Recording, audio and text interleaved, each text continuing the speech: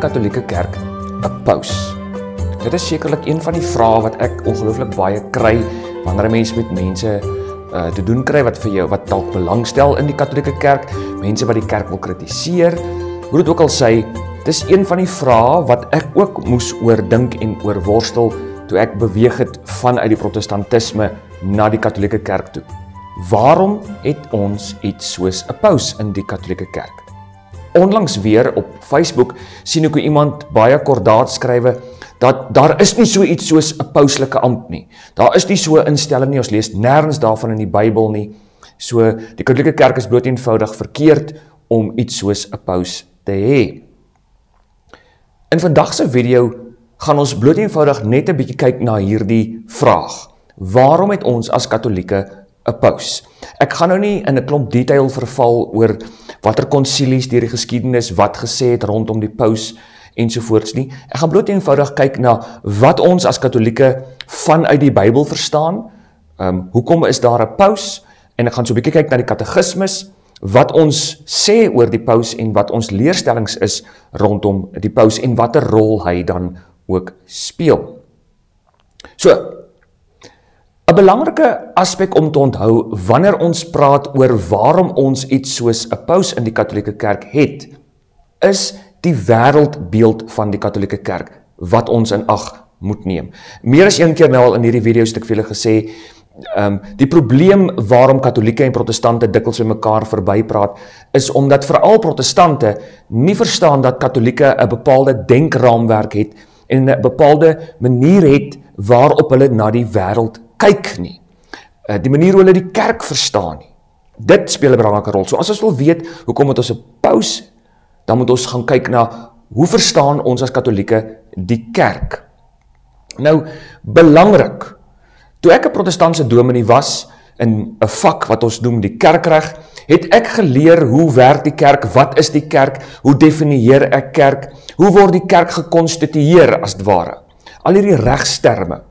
En die interessante is dat vir die meeste protestante begin kerk wees by die individu. Nou, ek weet, daar is verskillende denominasies binne in die protestantisme. Ek weet, daar is verskillende tente en huistente, en mense wat onder bome vergader en hulle self dan ook kerk noem, en elkeen het 'n eie definisie van die woord kerk.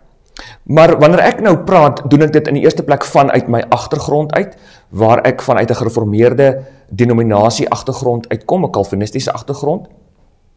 So binne dit praat ek nou oor wat protestante sê kerk is. Nou as jy dalk nou nie in 'n kalvinistiese agtergrond was nie of is nie, kan jy, ek verstaan dit en kan jy vir my sê, maar dis nie op my van toepassing nie. Wel, ek dink dit wat ek vanmôre gaan sê rondom hoe protestante kerk verstaan, is wel op alle protestante van toepassing, selfs al sou jy wees in die Anglikaanse kerk, waar hulle 'n baie meer gestruktureerde vorm het, en denke het van die kerk. Ook in die Lutherse kerk dalk. Maar in die algemeen gesproke, in die breë gesproke, sou ons 'n lyn kon trek deur te sê, dat vir protestante begin kerk wees onmiddellik maar net by die individu. Dat die individu is kerk. 'n Mens hoor dit dikwels dat mense sal sê, nee maar, as ons oor kerk praat, dit het niks te doen met geboue nie, dit gaan oor mense. Nou dit is so, kerk wees gaan nie maar net sommer oor geboue nie. As dit is wat jy gedink het, en as dit is wat jy dink die Katolieke Kerk sê, dan sit jy ook die pot mis. Die Katolieke Kerk glo ook nie dat kerk sommer maar net 'n sisteem is nie. Dis die ander ding wat 'n mens dikwels hoor. Ja, maar kerk is nie 'n sisteem nie. Ja, kerk is nie maar sommer 'n sisteem nie. As dit is wat jy dink kerk is, mis jy ook die punt. Maar die Bybel leer nie vir ons as sulks dat kerk maar net die individu op sy eie, met die Bybel in die hand onder 'n bloekomboom is nie. 'n Mens hoor dikwels, ek het dikwels gehoor, onlangs weer mense vir my sê, ja, die Bybel sê waar 2 of 3 in my naam vergader, daar is ek teenwoordig, en dan gebruik hulle dit as 'n definisie daarvan om te sê, dis kerk. Nou is interessant, 2 of 3 is nog steeds nie 1 nie. Waar 2 of 3 by mekaar kom is nog steeds nie 1 nie. Dit beteken nog steeds dan nie dat jy daai teksvers kan gebruik om te sê, jy alleen en jou Bybel onder 'n bloekomboom vorm die kerk nie. Nêrens in die Bybel, nie in die Ou Testament nie, nie in die Nuwe Testament nie, Nêrens in die Bybel kry ons die gedagte dat die woord kerk bloot eenvoudig verband hou met 'n individu wat in 'n verhouding staan met God nie. Ja, jou persoonlike verhouding met God is ongelooflik belangrik. En in die Katolieke Kerk leer ons dit ook vir ons mense. Jou persoonlike verhouding met die Here is ongelooflik belangrik. Maar die Bybel leer vir ons dat wanneer jy tot bekering kom, wanneer jy 'n kind van die Here word, dan word jy veral dan deur die Heilige Gees en die doop, word jy ingebring in wat genoem word in die Bybel, die huisgesin van God. In die Ou Testament, die volk Israel, in die Nuwe Testament is daar verskillende name, dit is die huisgesin van God, die koninkryk van God, sou ons ook kon sê, wat ons in die Ou en die Nuwe Testament kry, die koninkryk van God, die bruid van Christus, byvoorbeeld ook, veral in Openbaring. Maar dan in besonder sien ons dat kerk is liggaam van Christus. En ons kry dit veral in Efesiërs 4 en 1 Korintiërs 12. Efesiërs 4 en 1 Korintiërs 12. Baie belangrik. Efesiërs 4 en 1 Korintiërs 12. En ons sien dat wanneer die individu tot bekering gebring word, sy ingebring word in hierdie liggaam van Christus in. Nou, dis interessant, in die protestantse kerkreg vanuit die gereformeerde konteks het ek geleer dat elke individu is 'n kerkie op sy eie, maar jy's wel 'n inkomplete kerk. Jy's nog nie heeltemal vol, maar jy is kerk, maar jy's nie vol kerk nie. Wanneer ek my hand uitsteek na 2, 3, 4, 5 mense, en ons vir mekaar sê, weet jy, ons het tog 'n bepaalde mate van 'n belydenis, ons glo byvoorbeeld argumentsonthaalwe in die drie eenheid, dan vorm daardie belydenis ons akkoord met mekaar, en dan konstitueer ons wat by mekaar is nou 'n kerk, en dan kies ons vir ons die diakens en die ouderlinge, en ons kry 'n dominee, die 3 ampte, en dan het jy nou 'n komplete, sigbare kerk, wat die liggaam van Christus is. So, by protestante sê ek weer, die individu speel 'n ongelooflike belangrike rol. Dit gaan natuurlik hand aan hand met die totale gedagte van die feit, dat die individu altyd die reg het tot private beoordeling. Dit is die ander kant van die munt van sola scriptura, om die waarheid te sê, dit is sola scriptura, die skrif alleen. Die skrif alleen is altyd deurvleg met hierdie gedagte van, ek en my Bybel onder die arm, onder 'n bloekomboom op die golfbaan, die reg op private beoordeling. Dit is inherent deel van die wese van sola scriptura. So, onlangs weer iemand wat te kenne gee op 'n video, waar 'n gesprek, wel, kom ons sê, wees nou eerlik, is 'n ekumeniese gesprek, en die persoon probeer sê, ons moenie protestantisme strooipoppe van maak nie, en is waar, ons moenie. Ons moet eerlik ook wees met mekaar, eerlik wees, maar een professor het altyd gesê, eerlik wees met jou vyande, eerlik wees met wat glo mense, en die persoon het te kenne probeer gee, dat sola scriptura nou nie eintlik beteken, dat jy maar net kan maak in die kerk wat jy wil nie.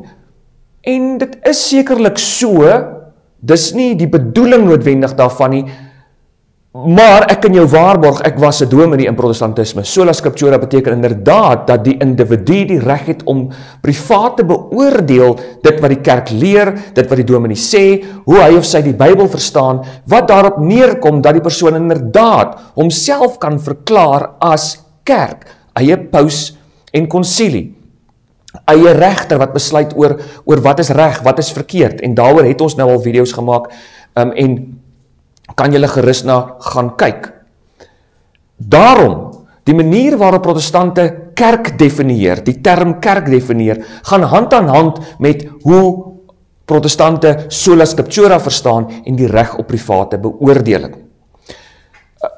Daarom, wanneer protestante praat oor kerk, kom dit altyd terug na die individu toe. Die groep is nooit so belangrik soos die individu nie. Die individu het altyd die reg om die groep te verlaat as hy of sy nou nie meer saamstem met die akkoord wat tussen mekaar aangegaan is, om dan 'n gekonstitueerde kerk te wees, 'n gemeente wat op 'n Sondag by mekaar kom met ouderlinge, diaken en 'n dominee of 'n pastoor nie. Jy kan altyd wegstap daarvan. Die interessante is, dat protestante tref ook 'n baie sterk, duidelike onderskeid tussen wat genoem word die sigbare kerk en die onsigbare kerk. Die onsigbare kerk, net God weet wie dit is. Dis al die uitverkorenes oor die wêreld heen, net God weet wie hulle is, terwyl die sigbare kerk is die plaaslike gemeente, die individuele gelowiges wat by mekaar kom, waar hulle beweeg sigbaar soos hulle wil, wanneer hulle wil. So protestante het 'n sigbare kerk, sigbaar en onsigbaar.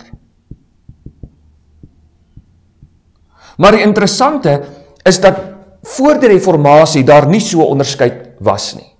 Daar was nooit 'n onderskeid tussen die sigbare en die onsigbare kerk op die wyse wat protestante dit doen voor die reformatie in 1517 en daarna dan nie plaasgevind het nie. Luther, Calvin en Zwingli wat hierdie definisies ingebring het nie.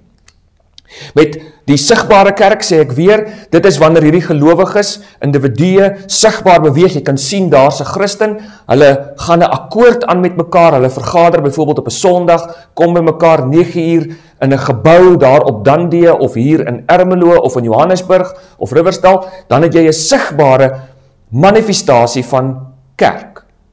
Maar dit is so dat daardie sigbare kerk eintlik nie regtig belangrik is nie. Wat meer belangrik is die onsigbare kerk, wat niemand weet eintlik wie dit is nie, net God weet wie dit is, maar dit is wel almal oor die wêreld en deur tyd heen wat verklaar en sê dat hulle glo in Jesus Christus. Want onthou nou, by protestante is daar ook net die gedagte van, ek glo en dan is ek nou deel van die kerk. Ek glo in Jesus Christus en ek is deel van die kerk. Die gedagte van geloof alleen, wat dan eintlik maak dat jy dan as 'n individu kerk is. Maar weer eens, by die gereformeerdes en in 'n mindere mate by die Lutherane speel die gedagte van die uitverkiesing, veral dan die dubbele uitverkiesing, die dubbele predestinasie 'n belangrike rol, die gedagte dat God kies wie hemel toe gaan en kies wie hel toe gaan. Maar as daar 100 mense is wat op 'n Sondag by mekaar kom, dan weet jy nou nie regtig wie van hulle regtig uitverkies is en wie nie uitverkies is nie. So die sigbare kerk mag dalk 100 lidmate wees, maar die onsigbare ware kerk wat net God weet wie dit is, daardie onsigbare kerk is dalk net 5 lidmate. Maar net God weet wie dit is. Goed. Nou, die protestante gebruik wel die term liggaam van Christus vir kerk. En ja, van hulle sal hulle sê, die doop speel 'n rol dat jy deel word van die gekonstitueerde, sigbare kerk. Maar by mense soos die gereformeerde kerke, speel die doop geen rol in terme van om jou regtig in te lyf in die onsigbare kerk nie. Jy het nie nodig om gedoop te word, enigsins in die gereformeerde kerke nie, want doop red nie. So dit speel nie regtig 'n rol nie, dit is maar net 'n sigbare teken wat jou inbring in 'n sigbare plaaslike kerk, maar dit het niks te doen met die onsigbare kerk as sulks nie, wat eintlik die belangrike is nie, net God weet wie dit is nie. Goed, liggaam van Christus, daardie term word wel gebruik, maar dit word liewer gebruik in verband met die onsigbare. Dit is 'n baie teoretiese iets. Ja, hulle sal sê dat die liggaam van Christus manifesteer plaaslik binne in byvoorbeeld 'n gemeente in Ermelo, en dat die gesag wat die Here het, sal hy oordra aan die ampte van ouderling, diaken en dominee. So daar is bepaalde gesagstrukture, solank as wat die individu dit aanvaar. Solank as wat die individu met sy reg op private beoordeling dit sou aanvaar. So weer eens, die individu altyd speel die rol. En alhoewel, sê ek weer, daar gesagstrukture is, sit ek dit in aanhalingstekens, want dit beteken in effect nie veel nie. Ja, miskien kan iemand onder te geplaas word. Iemand kan gevra word om die kerk te verlaat, en sê, ons wil jou nie meer by ons hê nie, want jy stem nie met ons saam nie. Dit sou kon gebeur. Kerklike tug byvoorbeeld. Een van my vriende, een van ons netwerklede is byvoorbeeld daar waar hy was in die denominasie, toe hy begin vra en hy met hulle eerlik is oor sy vrae rondom die katholieke kerk en wat die kerk glo, in plaas daarvan dat hulle hom sou help, of hom sou leer, of 'n pad met hom stap, het sy bepaalde denominasie hom onder kerklike sensuur geplaas, onder kerklike tug geplaas en is hy gevra om te loop. So, daar is 'n gesagstruktuur. Maar, daardie gesagstruktuur is belangrik net in soverre die individu met sy reg op private beoordeling dit aanvaar al dan nie. Dis die interessante. So, in soverre die individu met sy reg op private beoordeling en hoe hy of sy die Bybel verstaan, kan jy uit die akkoord uittree. En dan kan jy jou eie kerk gaan vorm af van die straat, en dan is jy ook kerk. En as jy weer daar nie gelukkig is nie, kan jy verder gaan, en jy kan 'n volgende tent gaan opslaan, jy kan ook sê, dit is kerk, want hier is 2 of 3 wat by mekaar kom, en Bybel lees en bid. Maar intussen tyd kan al 3 hierdie tente verskillende goeders glo. Daar's 'n tent, en daar's 'n tent, en daar's 'n tent. So elkeen van hierdie tente sê dat hulle kerke is, maar hulle is nie in akkoord met mekaar nie. Die paar mense wat hierso is in akkoord met mekaar, en die paar mense wat weer hier is in akkoord met mekaar, en die paar mense wat dan nou by die ander tent is, hulle is in akkoord met mekaar, maar daar is geen samebinding tussen hulle nie. Kerk word nie beskou in protestantisme as 'n groot universele instelling as sulks nie. Ja, as hulle so praat van kerk, hou dit verband met die onsigbare, maar nooit met die sigbare nie. Liggaam van Christus is altyd die individu en die paar mense wat by mekaar kom en die onsigbare. Dis nooit iets sigsbaar nie. En dis interessant, dit is waarom die woord katholiek in die meeste protestantse kerke se betekenis weggegooi is, en veral in Afrikaans kry ons dat die woord katholiek heeltemal uit die geloofsbelijdenis van Nicea of die 12 artikels uitvertaal word, of die geloofsbelijdenis van Athanasius, dit word uitvertaal met iets soos christelik. Net 'n algemene christelike kerk. 'n Algemene christelike kerk. En mense sal maklik sê, die woord katholiek beteken bloot eenvoudig maar net algemeen.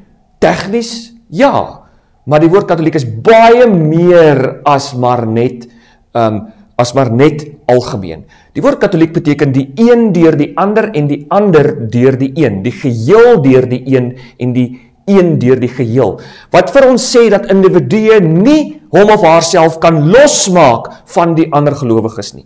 Dat die akkoord, dat die band tussen gelowiges nie gevorm word deur my reg op private beoordeling nie. Want dit is hoe die kerk gevorm word in protestantisme. Ja, ons sal sê Christus plant 'n kerk, maar hy plant hom hier binne my en ek het die reg om dan in 'n akkoord te tree met ander mense, ja of nee. So, Christus stig 'n onsigbare kerk, hy werk in mense se harte, soms word hierdie kerk bietjie sigbaar, maar eintlik die individuele gelowige, wat dan met sy of haar reg op private beoordeling in 'n akkoord tree met 'n ander gelowige, vorm dan sigbaar 'n byeenkoms van gelowiges, en dit kan hulle dan ook kerk noem. En dan sal hulle partykeer die liggaam van Christus gebruik, maar dan, sê ek weer, is hierdie term liggaam van Christus 'n baie teoretiese, abstrakte iets. Dis nie 'n fisiese, vaste iets wat ek nou kan aan sigbaar vat nie. Allermins is dit 'n instelling. Allermins is die liggaam van Christus 'n gevestigde iets hier op aarde by protestante. Nee, dis hierdie abstrakte, teoretiese iets. Die Heilige Gees sou sekerlik 'n rol speel daarin, maar sigbaar is daar nie regtig iets soos 'n liggaam van Christus nie. Goed, by Katolieke is dit anders.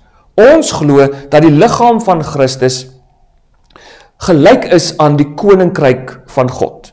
Ons glo dat toe God ingegryp het in die geskiedenis van die wêreld heen met sy verlossingsplan, wat natuurlik al lankal by Abraham begin ensovoorts en selfs nog voor dit, maar op 'n besonderse manier in Christus, wanneer Christus mens word, die inkarnasie, wanneer God manifesteer deur 'n stoffelike liggaam vir homself aan te trek, dan kom vestig hy hier op aarde 'n bepaalde, hy kom herkolonialiseer, as ek dit so kan sê, 'n sondige wêreld met nuwe lewe, en hy sê vir mense, ek kom plant iets nuuts, ek kom bring iets nuuts tot stand, ek wil die woorde gebruik, ek stig nou iets nuuts, Ek kom vestig my koninkryk, wat eintlik al met Israel gevestig is, maar op 'n besonderse manier kom doen Christus dit, en hy bring mense tot dit in. En dan sê hy, as ek julle inbring tot hierdie koninkryk, word julle gekonstitueer in my naam,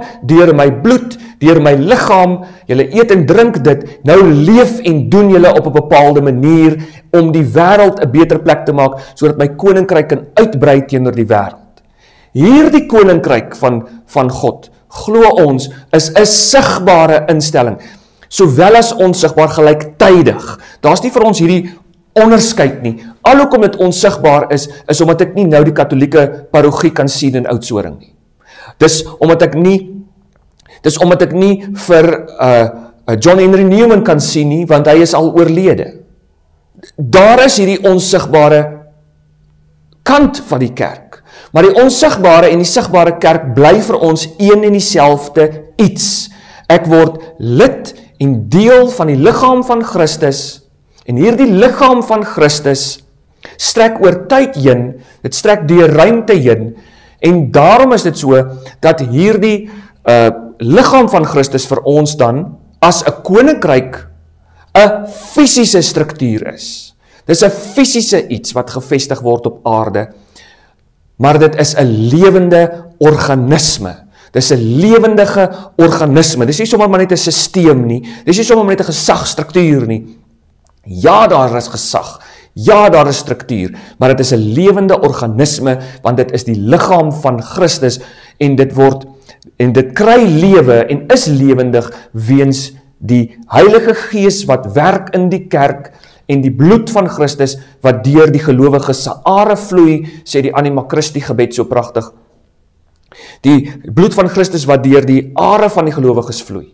Dit is vir ons 'n fisiese instelling, sodat die parogie in Ermelo en die parogie in Oudtshoorn en in Dundee nie elkeen op hulle eie liggaam van Christus is, soos by die protestante nie, maar saam is hulle ledemate van die liggaam van Christus, want dis wat Efesiërs 4 en 1 Korintiërs 12 vir ons leer, interpreteer en glo ons as katholieke dit. Dieselfde by die individuele gelowige. Jy is nie kerk nie, jy is net lid, jy is net 'n ledemaat van die groot liggaam van Christus, en jy word deur jou doop ingebring in hierdie liggaam van Christus in. En dan in hierdie huisgesin van God, is die ander woord, in hierdie huisgesin van God, kry ons in die eerste plek, omdat daar nie onderskeid is tussen die sigbare en die onsigbare kerk nie, daarom is ons binne die huisgesin van God, deur die genade van God, die werk van die Heilige Gees, weens die bloed van Jesus Christus, omdat ons sy liggaam vorm, daarom is ek as Jakobus lid en deel, fisies, nie net van my vrou, wat ook 'n lid is van die kerk nie, ek is ook deel, en ek is ook 'n lid, ek is 'n broer, ek is iemand in kontak met Werner, 'n kollega van ons in die netwerk. Ek is in kontak met medegelowiges, selfs al het hulle al sigbaar gesterf, want ons glo in die opstanding. Deur die genade van God, die bloed van Christus, deur die krag van die Heilige Gees, is ek ook verbind binne die liggaam van Christus met Josef, Maria, die 12 apostels, ensovoorts, ensovoorts. Dit is 'n gesprek vir 'n ander keer, maar dit vorm deel van die beginsel en die basis waarom ons vir Maria kan vra om vir ons te bid, want binne die liggaam van Christus is ek en sy in kontak met mekaar. So, maar dit bring ons nou by die amp van die paus. Ons glo dat omdat Christus 'n fisiese, sigbare koninkryk op aarde gevestig het. Daarom net soos in die Ou Testament, ja, God is die groot koning. Christus is die groot koning. Hy is die hoof van die kerk, en ek wil dit onomwonde sê, want dis wat Efesiërs 4 en 1 Korintiërs 12 sê. Katholieke glo, God, Christus in homself, is die hoof van die kerk. Christus is die hoof van die kerk. Deur eeue en tyd heen. Maar ons kan nie Christus sien nie. Ja, in die sakramente is hy by ons teenwoordig en op 'n besonderse manier in die Eucharistie, want dit is sy liggaam en bloed. So daar sien ons Christus. Maar Christus as koning wat gesag uitoefen en regeer en orde handhaf, sien ons nie nou as sulks nie. Daarom net soos in die Ou Testament, waar God uiteindelik konings aangestel het en priesters aangestel het, om sigbaar sy gesag uit te oefen en die volk te leer en te onderrig, so glo ons dat in die Nuwe Testament hy dieselfde doen.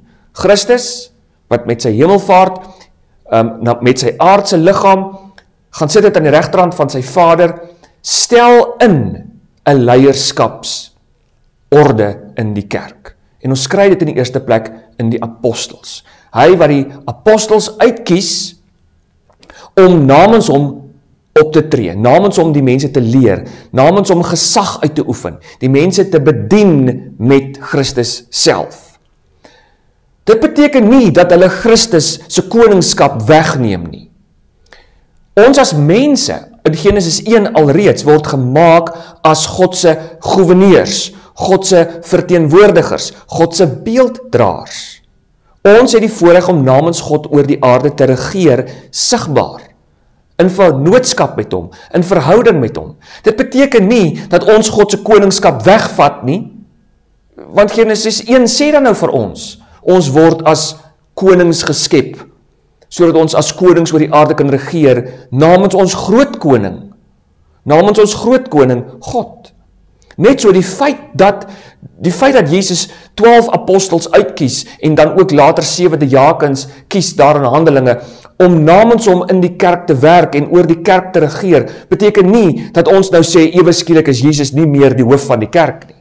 Goed, nou, net soos wat ons dan glo, die kerk 'n sigbare instelling is, glo ons dan dat God dan ook Jesus vir ons 'n sigbare leierskapskorps gee.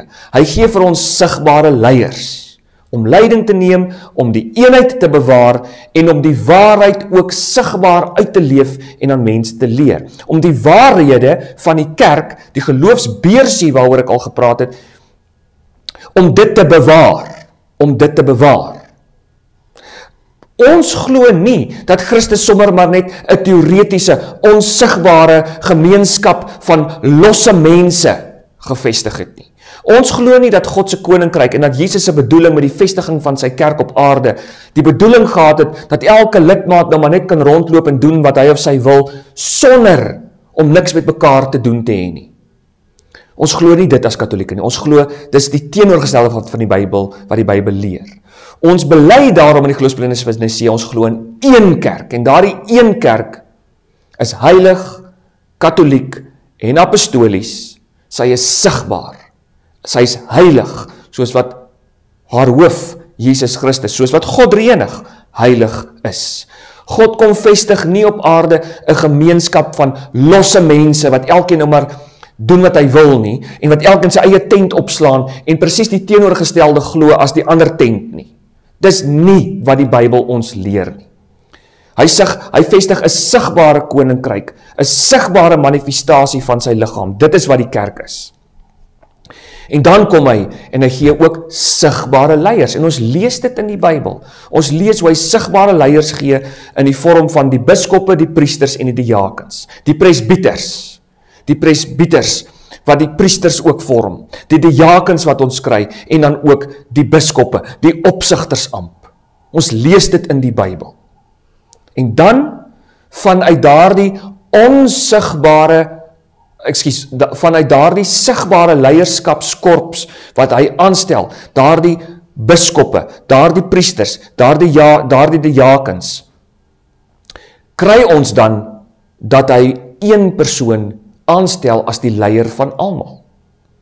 En ons noem daardie persoon vandag die paus, die vader van die kerk, die sigbare hoof van die kerk binne 'n bepaalde tyd en ruimte.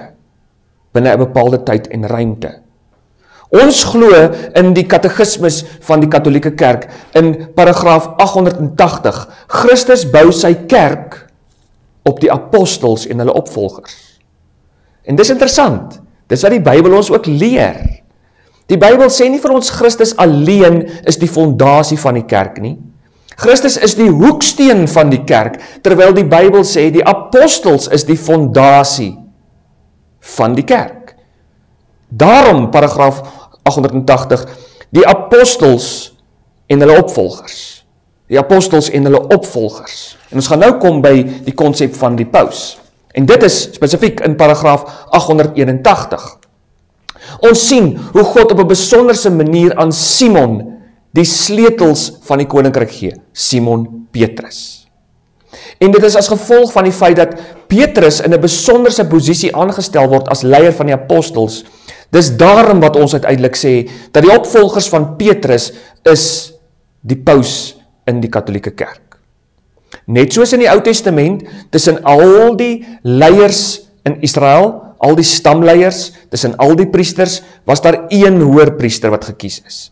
Daar is ook een koning gekies tussen al die leiers in Israel. Daar was 'n klomp ander leiers, daar was 'n klomp ander priesters, maar een priester word gekies as die hoë priester om in 'n besonderse sin God se gesag uit te oefen, om ook as 'n regter op te tree in geskille, in sake, in die definisie en definiering van wat reg en verkeerd is. Die koning speel daarin ook 'n besonderse rol.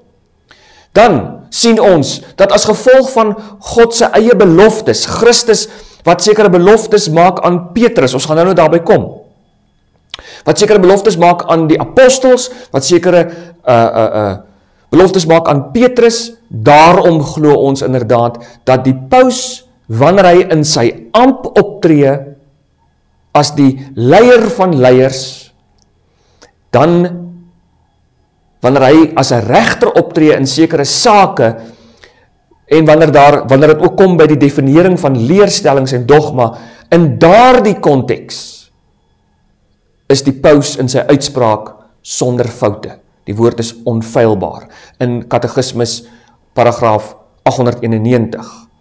Hoekom? Want Jesus het sy bystand aan Petrus beloof deur die Heilige Gees. Die sogenaamde ex cathedra uitsprake van die paus. Ex cathedra. Cathedra is hierdie katetertjie wat hierso staan. Julle kan hom nou nie lekker sien nie. Cathedra beteken 'n kateter, dit beteken 'n stoel, 'n ampsstoel. Dit dui op 'n amp. Die woord kathedraal, cathedral kom hiervan af. Die kathedral is die hoofgebou in die bisdom waar die biskop se stoel gesetel is. Katheder, cathedral, ex cathedra, hy praat uit sy amp, uit die hoofde van sy amp, vanaf sy stoel. Dan is hy sonder foute. En weer, die woord onfeilbaar beteken bloot eenvoudig sonder foute. Dis nie as die paus langs die ontbyttafel sit en hy praat oor koffie of tee en hy sê, weet jy, ek dink koffie is baie beter as tee nie. Daai uitspraak van die paus is nie ex cathedra nie. Daai uitspraak van die paus kan nie beskou word as onfeilbaar in homself nie. En nou ewe skielik moet almal net begin koffie drink nie. Dis nie wat ons daarmee bedoel nie. Dit is wanneer die paus, wanneer hy in verhouding met die res van die magisterium, wat die res van die biskoppe is, in verhouding met hulle, uitsprake lewer wanneer dit kom by die definiering van dogma, regter, wanneer hy as regter optree in sekere etiese, dogmatiese sake, en daar dan 'n uitspraak, 'n amptelike uitspraak gemaak word, byvoorbeeld oor, is abortus reg of verkeerd? Dan is daar die uitspraak van die paus ex cathedra. Dit is dan sonder foute. Goed, ek hoop julle is nou sover met my by. Die kort en lank daarvan is, ons glo, God het nie maar net 'n teoretiese kerk gevestig op aarde nie. Hy het 'n sigbare liggaam van Christus hier kom vestig. En hy wil hê hierdie sigbare liggaam van Christus moet die wêreld ook sigbaar verander en beter maak. Ons glo ook, dat aan hierdie liggaam van Christus, waarvan Christus self die hoof is, gee die Here sigbare leiers binne tyd en ruimte, waarvan die paus die hoofleier is, die hoof van die kerk is, sigbaar binne tyd en ruimte. Dit neem niks weg van Jesus se koningskap nie. Dit neem niks weg van Jesus wat alleen self die hoof is van die totale kerk nie. Want die paus is dit net binne tyd en ruimte. Maar Christus is dit deur alle eeue heen, vir altyd en ewig. Die groot koning wat van sy gesag afwentel en afgee na die leierskap van die kerk, om gesag uit te oefen, en hy gee so 'n bietjie meer van sy gesag aan die paus. Goed, nou, waar kry ons dit? Soos ek gesê het, baie mense sê, nee, maar daar's niks sulke goeters in die Bybel nie. Wel, Matteus 16 speel vir ons 'n baie belangrike rol. Matteus 16 vanaf vers 13 speel 'n belangrike rol. Matteus 16 vanaf vers 13 en verder speel 'n belangrike rol. Nou goed, dit moes julle seker dalk nou al gehoor het. Dit is die verhaal wat afspeel rondom die sogenaamde belydenis van Jesus. Die belydenis van Petrus oor wie Jesus is. Jesus wat vir sy disippels vra wanneer hulle in die omgewing is van Caesarea Philippi, dan vra hy vir sy disippels, wie sê die mense is die seun van die mens? Wie sê die wêreld is ek? Wie sê die mense is ek? En dan kom hulle nou en hulle sê, sommige sê Johannes die Doper, want Johannes die Doper is op daardie stadium alreeds onthoof. Johannes die Doper wat as ware teruggekom het uit die dood uit. Ander sê weer, nee maar Elia, u is Elia. En ander weer Jeremia of een van die profete. En dan sê Jesus vir hulle, of hy vra vir hulle, julle, wie sê julle is ek? Wie sê julle is ek? En dan in die reeks The Chosen word het so mooi uitgebeeld, daar's eers so 'n bietjie van 'n stilte, hulle kyk vir mekaar, so onderlinge wonder, en dan kom Petrus na vore en hy sê, U is die Christus, die seun van die lewende God. U is die Christus, die seun van die lewende God. Dan, Jesus sê vir hom, gelukkig is jy Simon Bar-Jona, want vlees en bloed het dit nie aan jou bekend gemaak nie, maar my Vader in die hemel. En nou die belangrike. En ek sê vir jou, jy is Petrus, en op hierdie rots sal ek my kerk bou, en die poorte van Hades sal dit nie oorweldig nie. Nou stop mense gewoonlik daar, en dan is daar hierdie groot debat, wat bedoel hy nou? Ons gaan nou verder lees. Wat bedoel Jesus nou? Word sy kerk gebou op Petrus, of word sy kerk gebou op die belydenis van Petrus? Protestante is graag om te sê, nee, wag 'n bietjie, dit gaan hier oor die belydenis, dat Jesus die seun van God is, en dat hy dan die kerk bou op hierdie belydenis. Ons kan nie die kerk bou op 'n mens nie, ons bou dit op die belydenis dat Jesus die seun van God is. Ja, die feit dat hy sy kerk bou, Jesus, sluit in dat hy sy kerk bou op hierdie totale konsep dat hy die verlosser is, dat hy seun van God is, wat gekom het om ons te verlos. Inderdaad, sluit dit in, dat die kerk gebou word op hierdie belydenis. Maar daar is meer daaraan. Daar is inderdaad meer daaraan, daarom moet ons verder lees. So, ons hoef nie maar net te debatteer oor Petrus en die belydenis en oor watter een is nou die een waarop die kerk gebou word nie.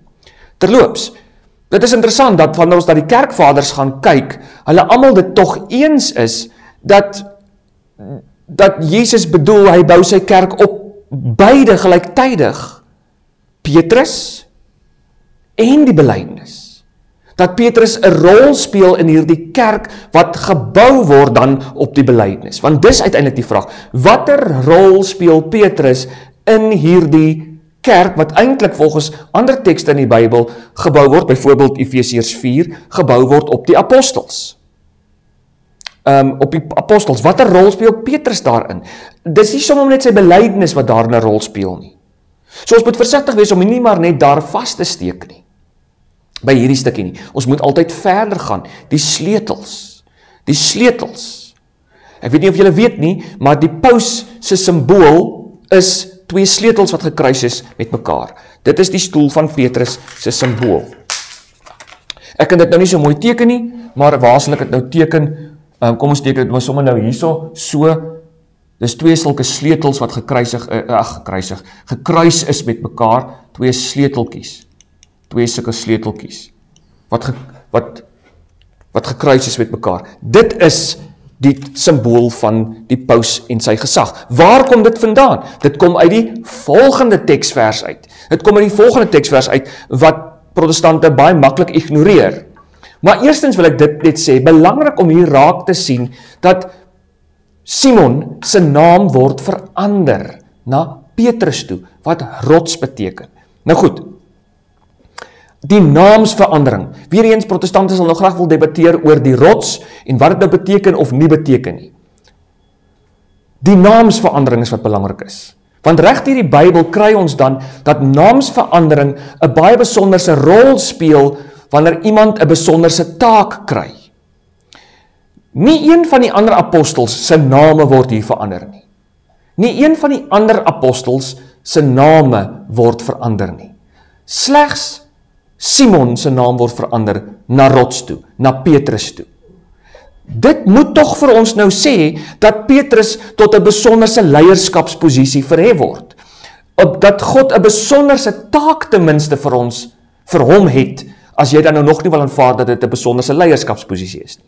Jy moet aanvaar dat God nou vir hom 'n bepaalde besonderse taak gee, want reg deur die Bybel kry ons, dat die oomblik as daar naamsverandering is, dan is daar 'n besonderse taak. Ons kry dit by Abraham.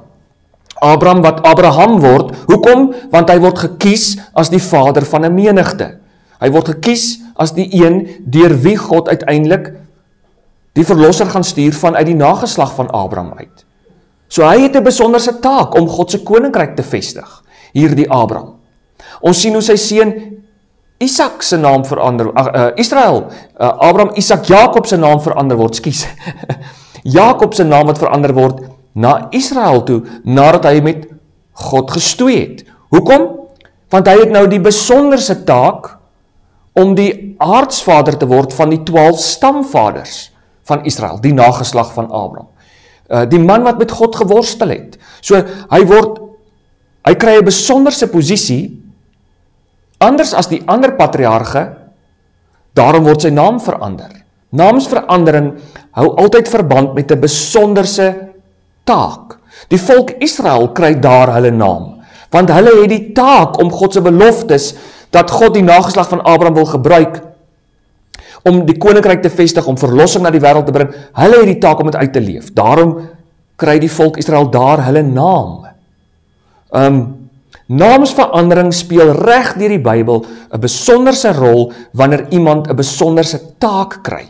En weer wil ek sê, sien raak dat die res van die apostels se name nie verander word nie.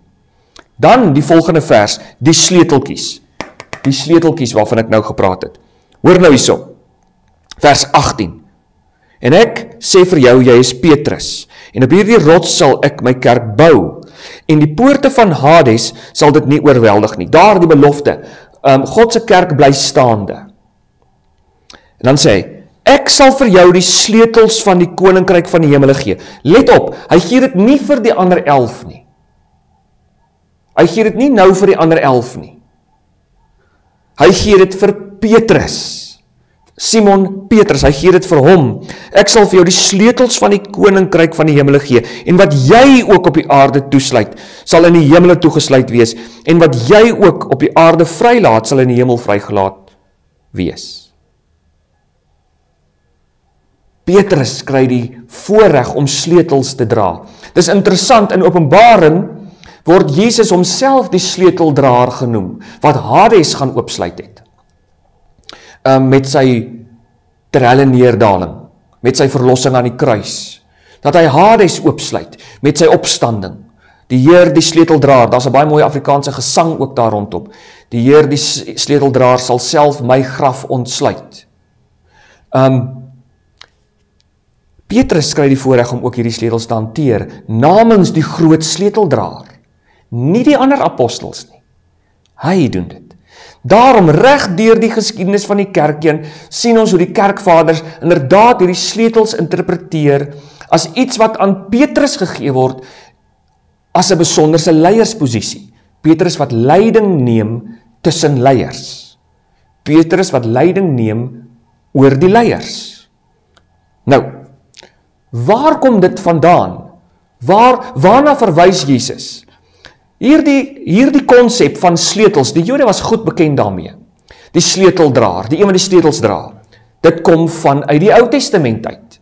En dit is ook iets wat protestante nie in ag neem wanneer hulle Petrus se posisie wil minder maak as wat dit is nie. In Jesaja 22 vers 22 kry ons die konteks van die sleutels waarvan Jesus praat. In die Ou Testament kry ons die huis van Dawid, die koninkryk Israel, die koninkryk van Juda, uiteindelik op 'n besonderse manier, die 12 stamme, die ander 10 stamme het ons nou weggeskeer, en Juda en Benjamin het oorgebly. So nou kry jy die huis van Israel. Die huis van Israel met sy 2 koninkryke uiteindelik, maar die huis van Dawid is die leierskapshuis wat gekies word om God se koningskap, sy regterskap sigbaar uit te oefen op aarde. So, ek teken dit nou maar sommer so. Hier het jy die huis van Dawid. Die huis van Dawid wat jy nou het. So jy het Dawid wat die koning is. Ek wil net hierdie ander uitvee.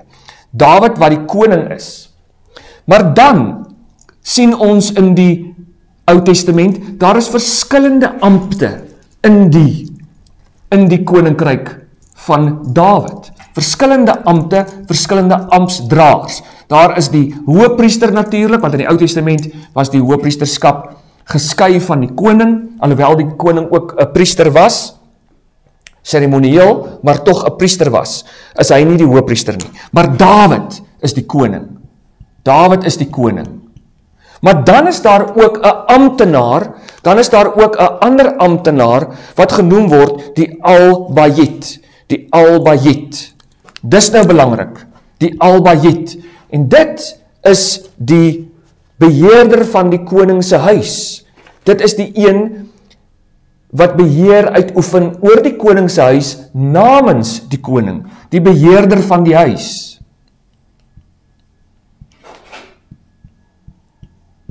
Die beheerder van die huis. So die koning, die beheerder van die huis is nie die koning nie.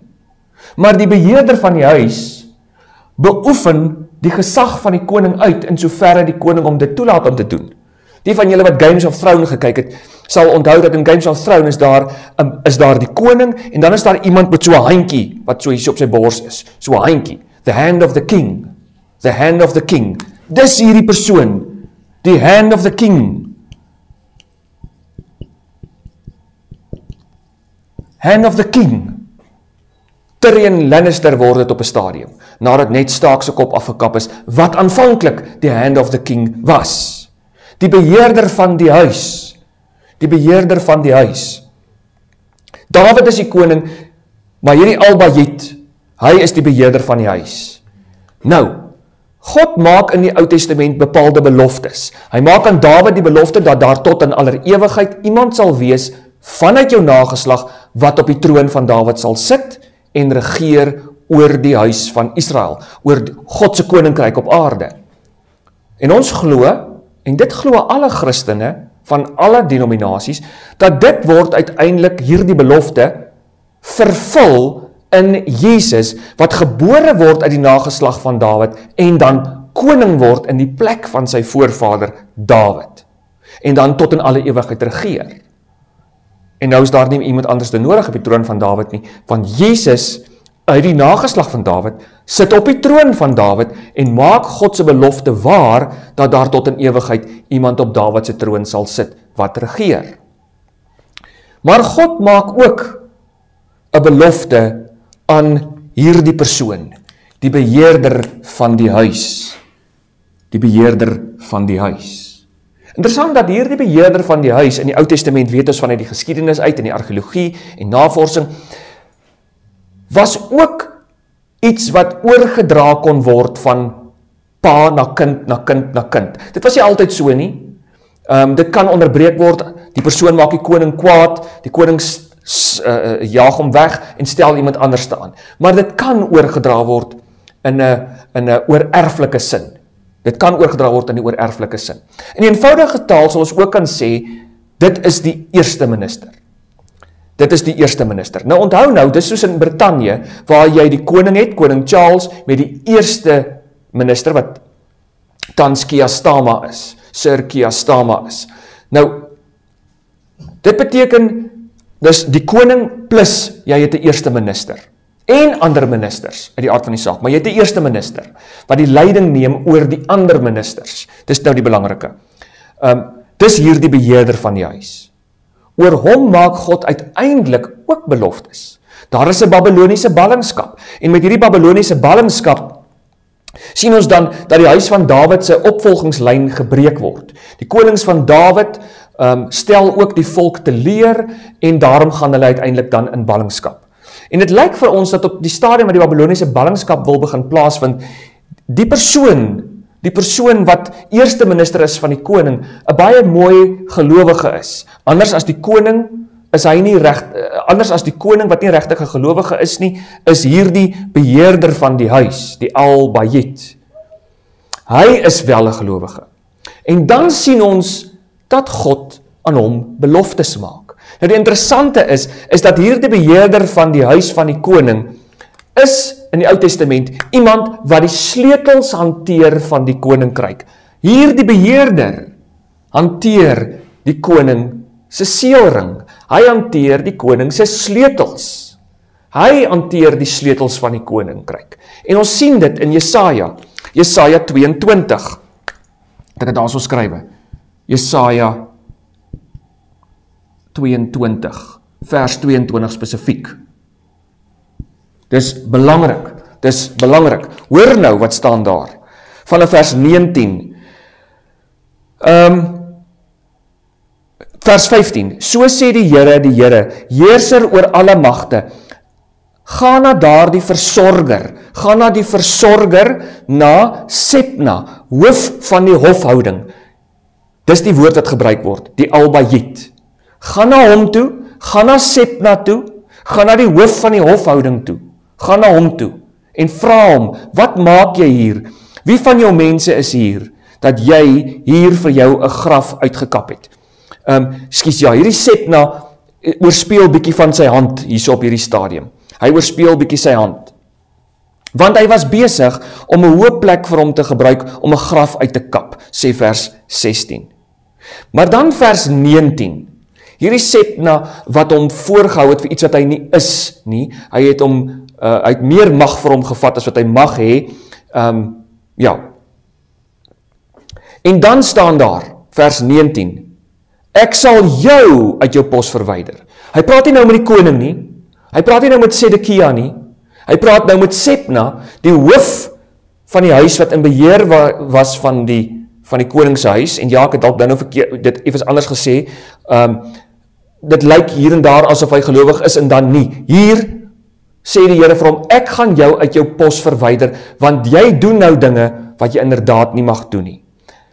Vers 19, ek sal jou uit jou pos verwyder, jy sal uit jou ampt ontslaan word, en op daardie dag, ek sal my dienskneg roep, dan sê hy, Eljakim, seun van Gilkia, dis hy is die ou, ek nou eintlik bedoel wat die gelowige is, en ek sal jou boekleed, Sepna se boekleed vat, en ek sal dit vir hom aantrek, en ek sal jou lyfserp, Sepna se lyfserp vat, en ek sal dit nou gee vir hierdie Eljakim, en ek sal dit aan hom oordra, jou gesag aan hom oordra. Hy sal 'n vader word vir die inwoners van Jerusalem, en van die huis van Juda. Hy sal 'n vader word vir die huis van Jerusalem, en vir die huis van Juda. Hierdie ou, dis nie die koning van wie God nou praat nie, dit is van Sepna en Eljakim, die Al-Bayit, die eerste minister, en hoor nou, ek sal die sleutel van die huis van Dawid op sy skouers plaas, hy sal oopmaak en niemand sal toesluit nie, en hy sal toesluit en niemand sal oopmaak nie, ek sal hom as 'n pen inslaan op 'n stewige plek, en hy sal 'n roemryke troon geld vir sy familie. Daar kry ons die sleuteldraer uit die Ou Testament. Die sleuteldraer, die adjunk van die koning, die eerste minister van die koning. En dis dan van hierdie sleutels, wat ons as Katolieke glo, Jesus praat, wanneer hy vir Petrus, wie se naam verander is nou net, aanstel as sy eerste minister in sy koninkryk. Jesus die koning, Petrus die eerste minister, en hierdie sleutels van Jesaja 22 word aan Petrus gegee. Eljakim kry die sleutels, wat deur God aan hom gegee word, wat God wegvat by Sepna, hy gee dit aan Eljakim, die gelowige persoon, en uiteindelik word dit aan Petrus gegee, wie se naam nou net verander is, van Simon na Petrus toe. Daar kry ons die instelling van die paus. Daar kry ons die instelling van die pauslike gesag. Wat beteken vader? Vader, ek sal hom 'n vader maak. Dis wat daar staan. Nou sê mense graag vir my, nee, maar ons mag niemand op aarde vader noem nie. Wel, hier staan, ek sal hom 'n vader maak. Ek sal hom 'n vader maak, die titel vader. Paus. Ek sal hom vader maak. Ek sal hom 'n paus maak. Vader maak. Daar kry ons dit. Jesaja 22. So ons kan nie praat oor Jesaja 6, oor Matteus 16 van vers 13 as ons nie ook praat oor Jesaja nie. Dis baie belangrik. Baie belangrik. Ander verse wat 'n belangrike rol speel, ek gaan nie nou almal van hulle lees nie terwille van tyd, julle kan hulle op hulle eie lees, is Lukas 22 van vers 31 tot 32. Lukas 22. Daar kry Petrus die opdrag om sy broers te versterk. Petrus kry die opdrag in Lukas 22 om sy broers te versterk. Belangrik, ek gaan dit tog hierso skrywe, Lukas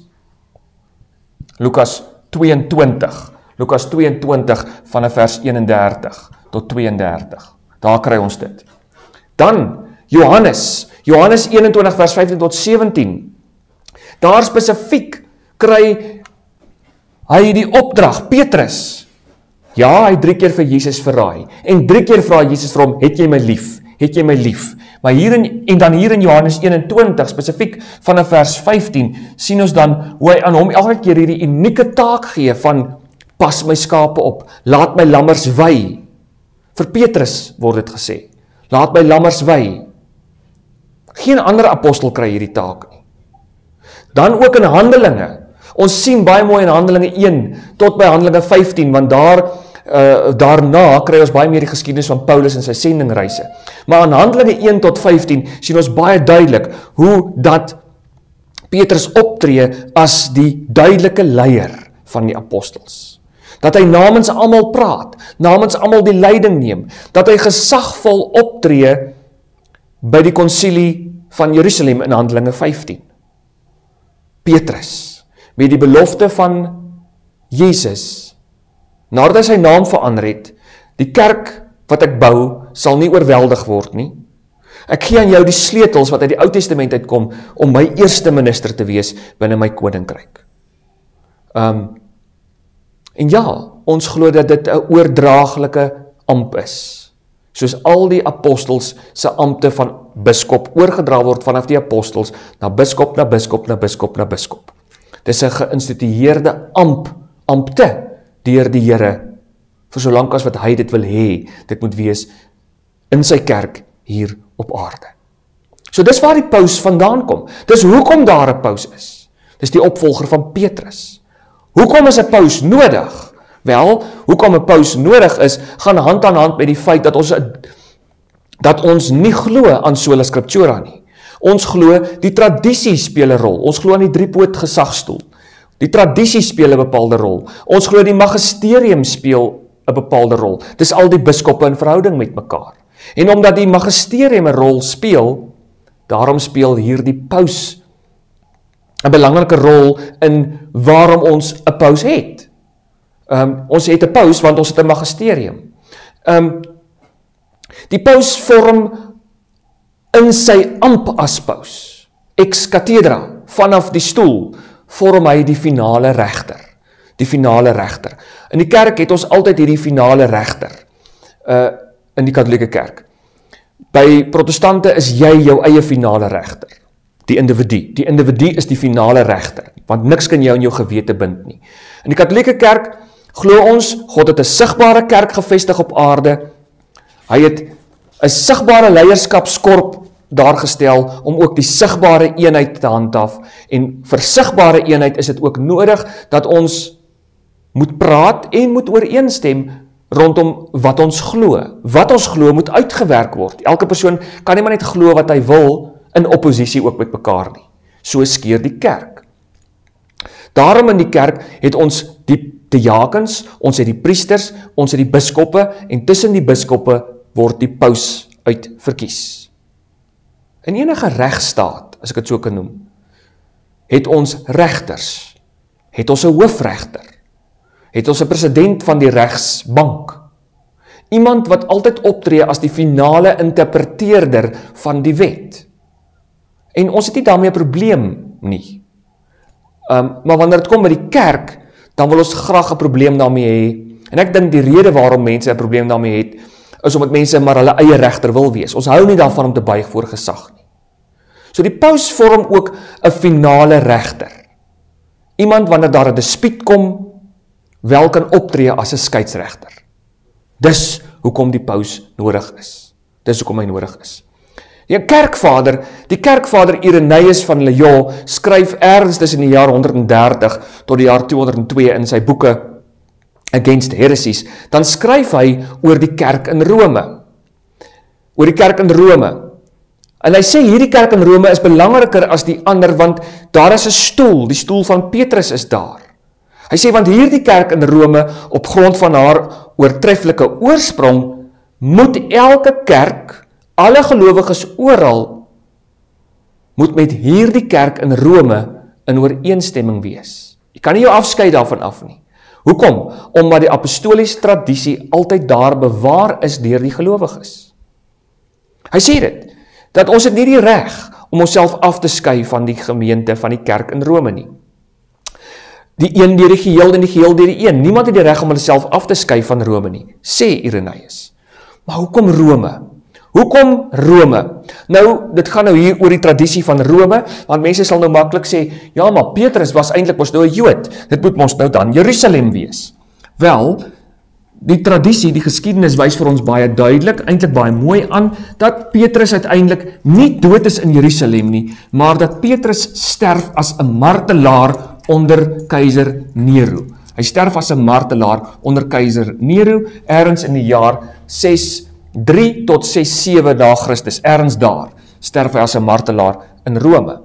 Paulus homself, die apostel Paulus, sterf kort daarna ook in Rome. Tradisie het dit dan, dat beide Petrus en Rome uiteindelik opeindig en sterf in Rome. Tradisie sê ook, dat Petrus tree op as die eerste biskop en sterf dan onder Nero. En kort daarna, soos ek gesê het, Paulus ook. Nou sal mense sê, wag 'n bietjie, waar kom ons nou hier aan? Wel, Petrus skryf in sy brief, Petrus skryf in sy briewe, 1 Petrus 3, in 1 Petrus 3, daar kry ons dit, hoe dat hy skryf in vers 13, dat hy inderdaad in Rome is. Hy gebruik wel nie die naam Rome nie, maar hoor wat sê hy? Ons weet dat Markus was 'n medewerker van Petrus. Ons weet dit. En dat die evangelie van Markus waarskynlik die optekening is van Petrus se herinneringe van Jesus. Maar dan skryf hy sluit nou af die brief, 1 Petrus 5 vers 13. Hy sê, julle mede-uitverkorene in Babylonië en Markus my seun groet julle. Groet mekaar met 'n soen van liefde. Hier sien ons dat die skrywer Petrus sê hy is in Babylon. Julle uitverkorene in Babylon. Nou, dis nie die Babylon wat ons in Mesopotamië kry nie. Dis dieselfde Babylon waarvan Openbaring praat. Openbaring praat meer as een keer van Babylon, die groot slegte vrou, wat teenoor die kerk staan en die kerk vervolg. En ons weet dat Babylon volgens alle teoloë en Bybellesers geïnterpreteer word as die stad Rome. Selfs protestante interpreteer dit as Rome. So waarom sou hierdie Babylon nou iets anders te wees? Die Babylon, al die kerkvaders, is dit duidelik en is dit eens, dat die Babylon waarvan hier gepraat word, 'n kodenaam is, 'n skuilnaam is, vir die hoofstad Rome van die Romeinse Ryk, wat op daardie stadium vir die kerk 'n Babylon was, soos wat Babylonië dit was vir die Ou Testamentiese volk Israel, wat die volk in ballingskap laat gaan het, en wat teenoor die koninkryk van God op aarde gestaan het. Die groot slegte vrou, wat ons ook kry in Openbaring, wat op die 7 heuwels sit, Babylon, Rome. Daar kry ons dit. 1 Petrus 5, ekskuus, 1 Petrus 5, nie 15 nie, kry ons dit in vers 13. Daar kry ons dit. Daar kry ons dit, dat Petrus sê, hy in Rome is. Ons sien dan, dat die kerkvaders, soos Eusebius van Caesarea, hy bevestig dit. Ook Sint Jerome bevestig dit, dat Petrus daar in Rome was. Ook Tertullianus, hy sê, ook vir ons, dat Paulus en Petrus sterf in Rome. Ook die kerkvader Cyprian van Karthago praat van Petrus se stoel wat in Rome is. So, baie besonders dat die kerkvaders baie duidelik, baie vroeg daarmee ooreenstem dat Petrus uiteindelik opgeëindig het in Rome en dat hy inderdaad die eerste biskop was. So nou is my vraag teenoor protestantse dominees en pastore wat dit afmaak en sê, nee, daar was nooit so iets nie, Petrus was nooit in Rome nie, hy was nie die eerste biskop nie. Goed is wat ek selfs ongelukkig gesê het. Hoekom weet jy beter as die kerkvaders? Hoekom moet ek jou glo en nie die kerkvaders nie? Die kerkvaders het immers baie nader geleef aan die tyd waarvan hulle praat as wat ons vandag lewe, 2000 jaar later. Hoekom moet ek jou glo en nie die kerkvaders nie? Nou, hoekom sou Petrus opeindig? Hoekom sou Petrus opeindig in Rome as hy uiteindelik in Jerusalem was? Wel, in Handelinge 8, ek gaan dit net kortliks vertel, soos wat die tradisie loop, in Handelinge 8 kry ons te doen met Simon die towenaar, ook bekend as Simon Magnus. Interessant dat Simon Magnus word beskou as die vader van die gnostisisme, daardie kettery wat teenoor die kerk gestaan het, wat uiteindelik gelei het tot die saamroep van die konsilie van Nicea ensovoorts. Daardie kettery wat nie geglo het dat Jesus volledig God en mens is nie. Hierdie Simon Magnus, wat by die apostels die gawe van die Heilige Gees wil koop, en dan deur Petrus bestraf word. Dis hy, wat volgens tradisie die voorvader of die vader van die gnostisisme is. Die tradisie wil dan hê dat hierdie Petrus, hierdie Simon Magnus, hy beweeg, ook op sendingreise, deur die Romeinse Ryk, en ons weet dit, want ons weet hoe het gnostisisme versprei. Hy eindig op in Rome, en daar in Rome begin hy 'n klomp verkeerde goed leer, en hierdie kettery, gnostisisme, begin groei. Die tradisie het dit dan, dat Simon Petrus, dit dinge het onveilig geraak in Jerusalem, en hy moes vlug, hulle moes beweeg, soos baie Christene.